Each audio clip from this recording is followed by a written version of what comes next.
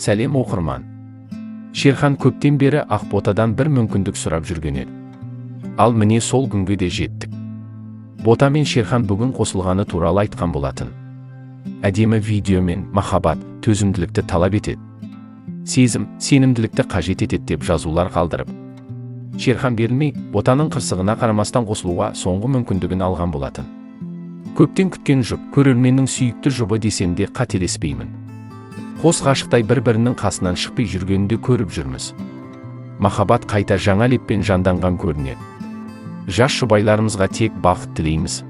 Ал ассалаумағалейкум халқым, қазақ елім қалайсыздар? Қайырлы кеш болсын. Ештен кеш жақсы кештеп шығып жатқаныма айып етпеңіздер. Бүгін көргендеріңіз бар, көрмегендеріңіз бар. Ақботаммен жігеріммен кішкене фотосессия жасап, қол босамаған жағдайымыз бар. Түсінесіздер деп ойлаймын. Кештеріңіз сәтті өтсін ағайын. Әрине көрерменнің пікірі өте көп, тек бақыт тілеп жатқандар. Аллаға сансыз шүкір. Осы күнді көрсеткен адам ретінде, ана ретінде Боташты жақсы көрем.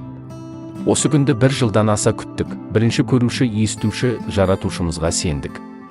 Және де махаббатарыңызға сендік. Алла ең қайырлы қадам бұйыртсыншы. Бір-біріңізді бағалаңыздаршы. Баршаңызға қайырлы күн, қалдарыңыз қалай? Мен қайда десеңіздер, мен салондамын. Қазір макияж прическа жасауға келдім әйгерімге. Бүгін бізде фотосессия кіммен деп ойлайсыздар? Ақбота ол үйі бар, баласын шешесі қарап отыр. Жағдай жасалған, бір ай ғана тұрып кетіп қалған қыз енді. Тұра ала ма халқым, бала үшін сыйластық қалу керек болды. Халық айта береді, өздерің үшін мықты отбасы болыңдар. Тек тілеушіміз, өздеріңнің бақыттарын өз қолдарыңда. Если говорят, значит вы живете, значит надо жить. Сіздерде көз тоймай қарайтын махаббат бар. Сіздердің махаббатарыңызды іші тар, өмірде бақытсыз жандар.